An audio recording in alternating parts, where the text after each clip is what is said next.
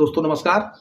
दोस्तों आज का विषय है कि आप जब कल लाइसेंस का अप्लाई करते हैं तो अक्सर लोग हमसे पूछ रहे हैं और ये समस्या सभी लोगों को अधिकांश उत्पन्न होती है कि उनका पुलिस की सारी रिपोर्ट्स, रेवेन्यू ऑफिसर्स की सारी रिपोर्ट्स, एसडीएम, तहसीलदार, नायब तहसीलदार, कानूनगो, लेखपाल, अमीन और होते हुए डिस्ट्रिक्ट मजिस्ट्रेट के यहाँ और उधर पुलिस की चौकी इंचार्ज से लेकर के और एसपी तक की सारी नॉट ऑब्जेक्शन होकर के और आपके जिलाधिकारी के कार्यालय में फॉर्म आपका पहुंच जाता है और फिर भी आपका लाइसेंस निर्गत नहीं होता। काफी समय गुजर जाता है और अगर 6 महीने का टाइम हो गया तो 6 महीने में उसकी जो पुलिस रिपोर्ट है वो एक्सपायर कर जाती है।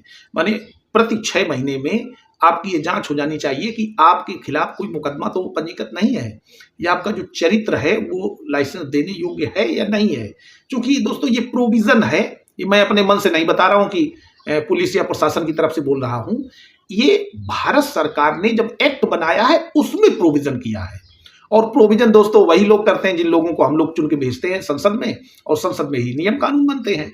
या जो अधिकारी हैं, आईएएस, आईपीएस, आईएएस ऑफिसर हैं, सचिव हैं, वो लोग बना देते हैं। चूंकि उनको एक पावर जो है प्रत्यायोजित किया जाता है, नियम बनाने की शक्ति दे दी जाती है, राज्य के अंतर्गत वो भी आते हैं। हमारे कॉन्स्टिट्यूशन के आर्टिकल 12 में जो राज्य की डेफिनेशन है उसमें आते हैं। तो दोस्तों ज्यादातर मामले में हमने पाया है, देखा है और लोग चूंकि मुझे कॉल मी फॉर ऐप से फोन करके भी बताते हैं कि मेरा जो लाइसेंस है वो जिलाधिकारी के यहाँ पहुंच गया है लेकिन अभी बन नहीं पा रहा है।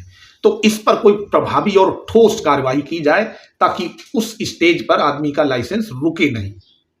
तो दोस्तों सबसे पहले मेरी राय है कि आप जैसे ही आपका जिलाधिकारी के यहाँ आपकी जानकारी में आ जाए कि पहुंच गया है तो आरटीआई के धारा 6(1) के अंतर्गत आप एक प्रार्थना पत्र जिलाधिकारी के नीचे जो अपर जिलाधिकारी होते हैं वो जन सूचना अधिकारी होते हैं उनको दे दें और उनसे असलाहा बाबू जो भी हैं आपके आर्म्स क्लर्क अपने जिले के, उससे अपने फार्म के बारे में उसकी एक छाया प्रति, पुलिस अधीक्षक की रिपोर्ट, माने पुलिस अधीक्षक ने क्या रिपोर्ट दी है वो, ये 2-3 चीजें आप तुरंत हासिल कर लें। ये सब हाथों हाथ हो जाता है, कोई टाइम नहीं लगता है।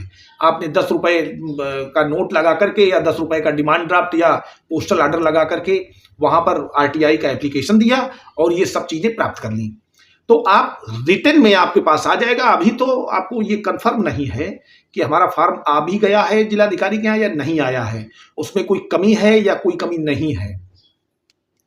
तो दोस्तों जब आप आरटीआई के अंतर्गत ये चीजें प्राप्त कर लेते हैं तो इन चीजों को प्राप्त करने के बाद अगर 30 दिन तक, जिस दिन आपका फॉर्म वहां आया है उसके ठीक 30 दिनों तक डिस्ट्रिक्ट मजिस्ट्रेट के यहाँ से, माने जो जिला मजिस्ट्रेट हैं उनके यहाँ से आपका लाइसेंस निर्गत नहीं होता है या उस लाइसेंस का जो एप्लीकेशन है उस पर कोई ऑर्डर नहीं होता है, वो निर्गत करें या रिजेक्ट करें, तो आप अपने राज्य के संबंधित उच्च न्यायालय में जाकर के एक याचिका दाखिल करा सकते हैं जिसमें ये डायरेक्शन करवा सकते हैं वहां के जिला मजिस्ट्रेट को कि भाई इनका लाइसेंस का प्रार्थना पत्र आपके यहाँ पेंडिंग है, आपने उस पर कोई कार्रवाई नहीं की। जबकि जो आर्म्स रूल्स हैं 2016 में बनाए गए हैं, आयुध नियम, उनमें बाकायदे प्रोविजन है कि 30 दिन में आपको उस पर डिसीजन लेना है।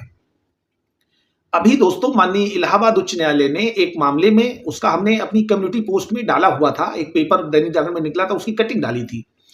उसमें एक जिलाधिकारी महोदय को डायरेक्शन दिया कि आपके यहाँ कितने फॉर्म पेंडिंग पड़े हैं, आपने क्यों उन पर कोई कार्रवाई नहीं की।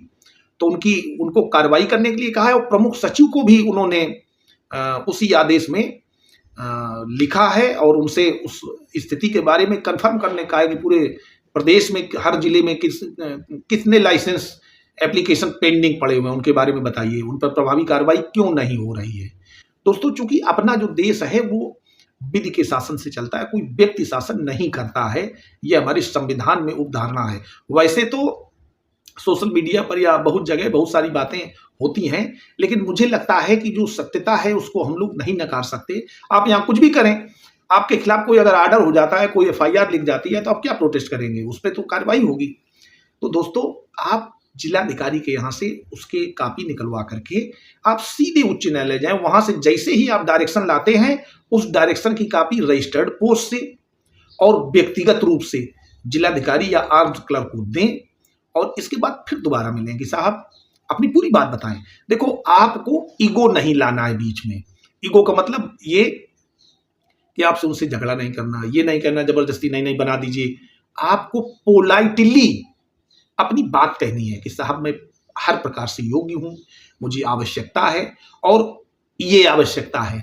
क्योंकि इससे पहले मैंने जो वीडियोस बनाए हैं उसमें हमने क्राइटेरिया बताया है कि जो इस समय वर्तमान में 8 क्राइटेरिया बताए गए, उनमें आप अपने को बताइए कि आप कहाँ फिट होते हैं। दोस्तों, वो वीडियो देखने के लिए आप प्लेलिस्ट में जाकर के वीडियो देख सकते हैं कि क्या स्थिति है।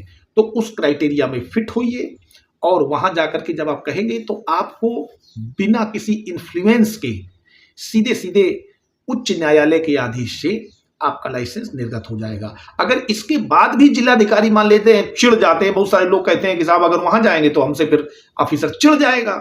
तो अगर आपसे वो चिढ़ हो जाती है या कोई और दिक्कत हो जाती है, वो आपका रिजेक्ट कर देते हैं, तो उस रिजेक्शन ऑर्डर के खिलाफ आप फिर उच्च न्यायालय जा सकते हैं। वहां कहें कि साहब इसमें हमने चूंकि डायरेक्शन कराया था इसलिए इन्होंने रिजेक्ट कर दिया है।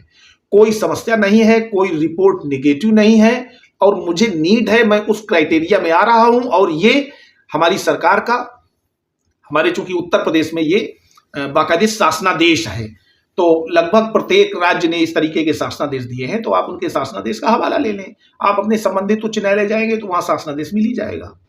तो मुझे लगता है इस तरीके से आप लाइसेंस बनवाने में सफल हो सकते हैं और जब आपका लाइसेंस बन जाए तो आप आराम से गन खरीद लीजिए।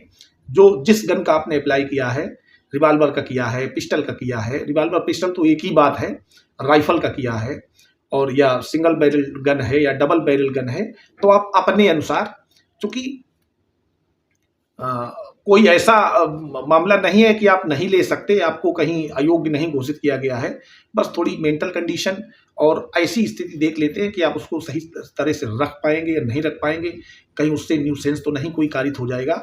तो दोस्तों, मुझे लगता है कि ये वीडियो आपको काम आएगा और गन लाइसेंस लेने में आपकी मदद करेगा। अगर वीडियो अच्छा लगा हो तो वीडियो को लाइक कर दें, अपने दोस्तों को शेयर करें और अगर चैनल पर नए हैं तो हमारे चैनल को सब्सक्राइब कर लें। धन्यवाद।